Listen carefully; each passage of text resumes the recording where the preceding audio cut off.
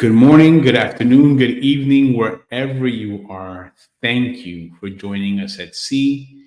Now let's take this spiritual walk together. As always, remember to stay till the end, where we give you the tools you need to manifest and put into action what we discussed in today's episode. Today, we're looking at what every man and woman needs to know about the sacred moon blood. As we evolve as a race, as the human grows, as our consciousness, as our awakening occurs, 5D, all these beautiful ways of describing the conscious growth or evolution of humanity, one of the things that we must begin to look at as men and women is the sacred connection of the moon cycle. For far too long, the moon blood has been tabooed, either through religion or through social construct. The truth of it has been denied to women, and men have been kept in the dark about its importance and its power. And it's time to stop all that, to get through the barriers and reconnect to the ancestral memory. The ancestors in my cultures teach that when a woman is with her moon, she's with one of her two naturally ordained or naturally gifted ceremonies. Neither which does the man have. The woman has her moon cycle, which is seen as a celestial ceremony, and she has the ability to bring forward life from her womb, which is the second celestial ceremony that's already born into her design, which is one of the two of the things that make women so amazing in this world. So the ancestors explain that when a woman's moon portal is open, she's a living channel, a breathing channel between the heavens and the earth. Through her comes the celestial information that comes through her crown, through her third eye, through her throat, through her heart, through her womb, and out of her portal of life and into the earth. And then from the earth, the information, the memory returns through her portal of life, through her womb, through her heart, through her throat, through her third eye, through her crown chakra, back to the heavens. And in this process, the ancestors explained during the days of her bleeding, each day connects the energy to a different aspect of her life. One aspect is herself, her mind, her body, her spirit, her connection to her creator, her connection to her ancestors in the earth. Another day is a connection to the women in her life, the matriarchs, her grandmothers, her daughters, her mother, her sisters, her cousins, her nieces. Another day is a connection for the men in her life, her father, her brothers, her cousins, her husband. And there's another connection for her wealth, her prosperity, the prosperity of the family. And there's another connection there for the earth, where it's a blessing for all of the earth, for the Pachamama, and for all those that reside in it. So imagine how powerful it would be if women were given this instruction from an early age, how to treat their moon cycle as something sacred. And men were instructed in how to support women during their monthly moon connection. It'd be a different world that we live in. And this is the conversation that we're having today. It's in this aspiration, it's towards this goal that we're moving through this conversation, because even many women don't understand how sacred their moon blood is and how sacred their connection is. And most men have no idea what a woman goes through. Let's just touch on that for a second, right? Let's look at it. What is that female experience? So men, we're ruled by the sun.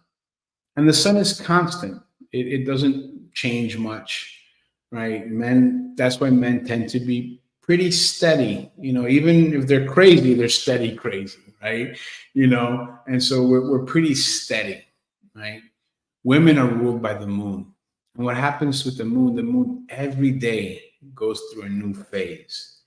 So when you look at what a woman experiences with her menstrual cycle, right? You're looking at an experience that changes every day, and it culminates every 28th to 31st day with her body bleeding out for days on end. And this lasts on an average, according to my research on ChatGPT, lasts an average of 38 to 40 years. So every single month, nonstop, for 40 years, a woman goes through this menstruation process of 28 to 31 days and then starts all over again with no reprieve, no pause, no break. I guess you would say, oh, when she's pregnant, great. So when she's expanding, when every day there's more weight that she has to carry as this child is being germinated in her body, right? Not much of a break. Now, the menstruation cycle has 4 phases to it, and this gets broken up through different. It's not an equal number of days; it's a different number of days to each phase. And this phase is the period phase, the follicular phase, the ovulation phase, and the teal phase, luteal phase. And so I want you to think about this as a guy, right? If every day my emotions were shifting, my emotions were changing, the hormonal chemistry in my body was going from one set of hormones to another set of hormones to another set of hormones. My sleep cycle is interrupted because when a woman has her moon, she needs more sleep than on the days when she doesn't. You have these 4 phases, these 28 to 31 days that last 40 years that always culminate with your body bleeding out. That is not fun, right? That is not fun at all. Like, you're not saying like, oh yeah, sign me up tomorrow for this adventure. Yet this is what women endure or they face. Now, there's an aspect to it where it can be something very sweet when a woman is given the opportunity to treat her moon like the spiritual ritual that it is, where she can create, where she can connect to nature, where she can express her emotions in a safe container. Okay. Now we're returning back to the ancestral ways. You know, this is in many of the ancestral cultures, in all of our cultures, all of our ancestors at one point or another had something like a red tent where women would go during their moon phase and they would be in this tent. And in there would be the grandmothers and the mothers, and they would be weaving, dancing. They would be giving instruction on family, on life, sharing wisdom. They would be playing music. They would be resting. They would be nourishing themselves in this collective feminine force. Today, we can still go back to that. So one thing is, what can men do to support women during the moon phase? And then we'll talk about what women can do to support themselves during the moon phase. So one thing that men need to do, we need to become more educated on what the moon cycle is, both from a physical experience and a spiritual experience, because we want to have not just knowledge, but empathy, right? It's not that we want to mansplain the moon to women, but we want to mansplain it to our bros, you know? We want to know where she's at and where she's coming from. So how can I support her? And this is pretty interesting because this will grow from your relationship into the workplace. And this is one of the things that we most need in our society today. In society today, in the professional sector, we need to acknowledge the moon. We need to create a space and a different work environment where the moon is welcome, where the moon is accepted, where the moon is understood, where women are given space and time to work with their moon while holding a professional career. Because I tell you, I've seen it from experience. What happens is, because this doesn't exist today, women in professional environments, after a long exposure, they tend to have a lot of problems with their ovaries. They get cysts. Their menstruation becomes erratic. It might disappear altogether. Intense migraines, irregular mood swings, irregular sleeping patterns, become very deep in their masculine, very disconnected from their feminine force, from their goddess energy. And so when we look at healing society, because we do live in an industrial world, we do live in a capitalistic society, we have to look at how can we begin to change the beat? What's the new song that we can play that is welcoming to women, that is accepting and open of the moon, where we all understand and support this beautiful energy? So to start with men, and we're going to talk about, we're going to give a little bit of this at the end as well. One thing to do is to begin to do just a little bit of research. Just ask your mom. I know it's a little bit embarrassing, but that's okay. Ask your sister, ask your girl. But you have to ask a couple of women, hey, what's it like for you when you're in your moon? What's it like when you got your first menstruation, right? Because you'll find that there's a lot of trauma, especially around the first time. A lot of women suffer trauma the first time that their moon blood came. And this impacts the rest of their life. You know, you'll find that some women even see themselves as dirty because of this. Right? And there's religious aspects to that we're not going to get into right now, because at the end of the day, there's an impact that creates a trauma in the woman around her moon. So one, by you as a man asking these questions, it's going to give her a space to process this with a man that she feels safe around, that she feels confident enough to answer these questions. That's going to create something beautiful for her. And it's going to create something beautiful for you, my brother, because you're going to begin to gain empathy and compassion for what it is to be a woman who is menstruating. And this is going to feed forward into your life, into relationships with your intimate partners, into your colleagues. You're going to see, as you as a man learn more about the moon, how much of a protector you become, how much of a safe sanctuary you become for the vessel of the Divine Mother. So begin to ask these questions, begin to investigate. Because it's important for us to understand what's happening with women when they're on their moon, so we can support them. You know, another way to support women, especially a woman that is close to you, like a romantic partner or wife, is by sharing a flow app, where the app tells you where she's at in her cycle, and you can correlate that to her needs and moods of the day. Okay. It doesn't mean that you become a waiter hand and foot, but it is important. For example, in our culture, and my culture comes from the jungle. These are savage bros. And yet each bro, if he has been properly educated at home, if he is honest about his connection to the living earth, when the woman is menstruating, we do the laundry, we do the grocery shopping, we do the dishes, we do the cooking, we take care of the kids, we make her teas, because you want your woman to be taken care of. She is doing deep work, deep prayer in this moonletting process. So understanding what she's going through, when she's going through it, and what are the needs that her body has, what are the needs that the environment around her has, and how can you show up to meet those needs with grace, with love, with gusto? Why is it important for women to understand their moon cycle? Because you are the keepers of the life force. You are the keepers of the blood. You're the keepers of the womb. So one thing right off the bat that working women should be doing is beginning to do something that's called cycle syncing, where you begin to sync up your work calendar with your menstruation calendar. So when you're at your highest creative peak hormonally, you're focused on things and work that require your creativity. The first couple of days of your moon, as best you can, you either have personal time off, or you're minimizing the amount of meetings and interactions that you have to have with others, so you can be more introverted, more inside of yourself. And of course, this is different for every woman. That's why you cycle sync your calendar according to your hormonal flow.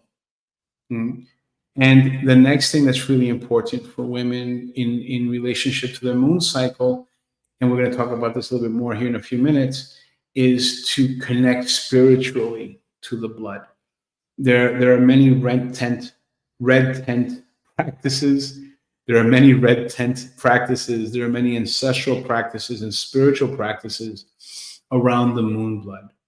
You can investigate your ancestors, your culture, or a culture that you feel called to, that you're probably a part of at some other point in your existence, and begin to explore these rituals, these prayers with the moon blood, how they work, how they reconnect you to the earth. Begin to treat this phase, the moon phase, the blood phase, as something very sacred. And the rest of the time leading up to the moon phase and away from the moon phase and back to the moon phase, that's also a sacred cycle. There's a lot of love there. There's a lot of joy. There's a lot of happiness. There's a lot of strength. There's a lot of sensuality. There's a lot of creativity. And then there's a pause, right? Just like in nature, we go through these seasons. So for a woman to be spiritually connected to her moon, this activates your goddess energy. This is what truly makes you a matriarch, a mother, a wife, a queen, because now you are the living embodiment of the divine mother here on earth. You are taking this ritual that you experience and you're consciously, through your free will, aligning it with your spiritual being. So now this physical manifestation has a spiritual component behind it. And you've made this choice with your free will, with your mind. So now you're in balance, mind, body, and spirit, in this ancestral and ancient connection where you're completely part of the sky and of the earth at the same time. And you're preparing and cleansing, preparing and cleansing. There's the physical aspect. There's the cycle syncing, whether it's cycle syncing with your commitments at school, cycle syncing with your commitments at the job, cycle syncing with your commitments at home with your family. That's very important. And then the spiritual connection is very important, because it's time for us as men and women to begin to understand how sacred this experience is, what a gift it is for women to be able to bleed every month, what it means to the earth, what it meant to our ancestors, and what it means to our future generations. It's time for us as men to begin to support women in healing the trauma that they experience around the moon cycle, to eliminate the potential of trauma from future generations, and to reestablish the celestial connection that the moon cycle brings.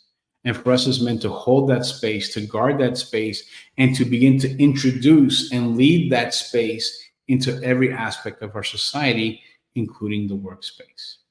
And for women, it's time for you to take that mantle.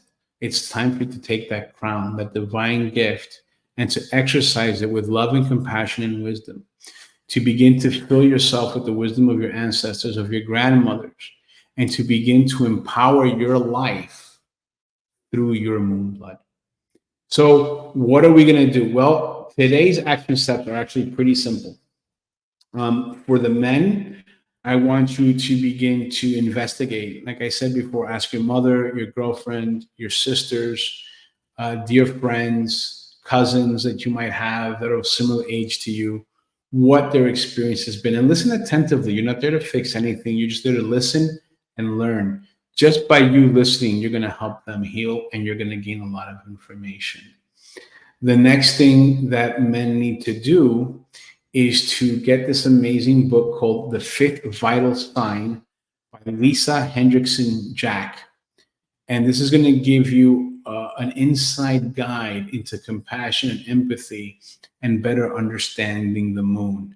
And then finally, the third thing, if you're in a relationship, and it's going to take time, but begin to ask your partner what you can do to show up for her. Get an app that gives you her flow cycle, where you know where she's at every day, and begin little by little to do things that support her in connecting to her moon cycle. For my beautiful sisters, begin to explore for yourselves, what are the ancestral teachings around the moon that call to you? What are the red tent practices that call to you?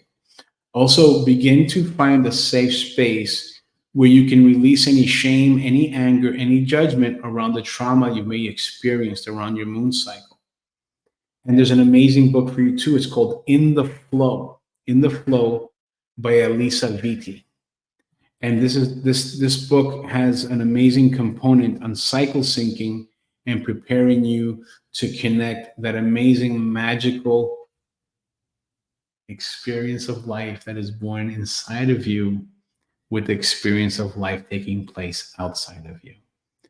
Bueno, my brother, my sister, I love you very much. Thank you so much for being here. May your life always be excellent and elegant under the loving eye of your Creator. God bless you and God protect you always.